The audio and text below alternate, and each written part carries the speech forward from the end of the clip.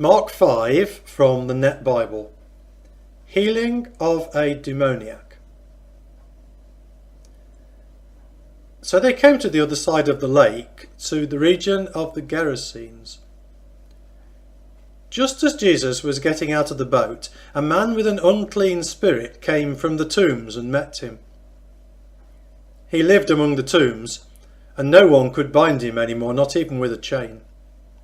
For his hands and feet had often been bound with chains and shackles, but he had torn the chains apart and broken the shackles in pieces. No one was strong enough to subdue him. Each night and every day among the tombs and in the mountains he would cry out and cut himself with stones. When he saw Jesus from a distance, he ran and bowed down before him, and he cried out with a loud voice, "Leave me alone, Jesus, Son of the Most High God. I implore you by God, do not torment me." For Jesus had said to him, "Come out of that man, you unclean spirit." Jesus asked him, "What is your name?"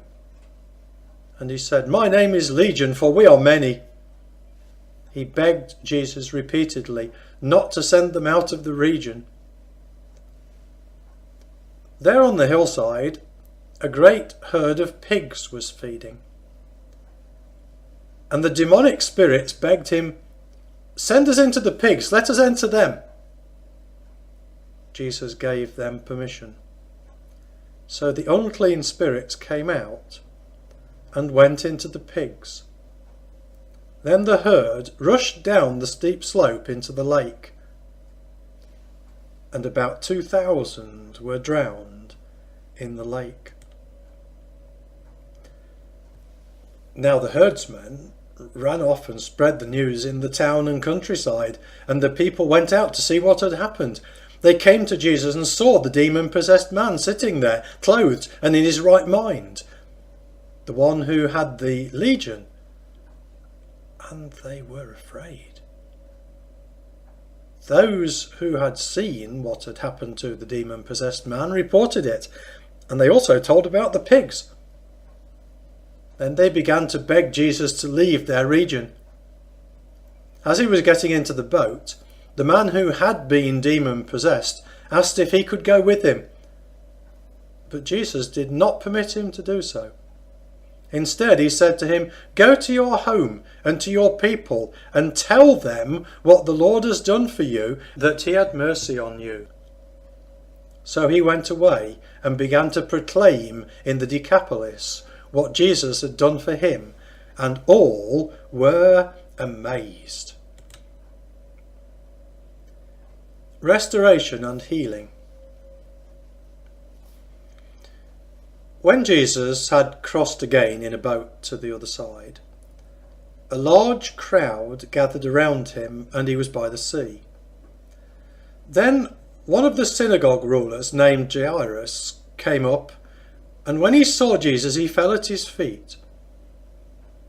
He asked him urgently, "My little daughter is near death. Come and lay your hands on her so that she may be healed and live." Jesus went with him, and a large crowd followed and pressed around him.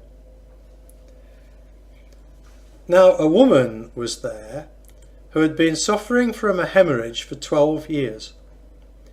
She had endured a great deal under the care of many doctors and had spent all that she had. Yet, instead of getting better, she grew worse.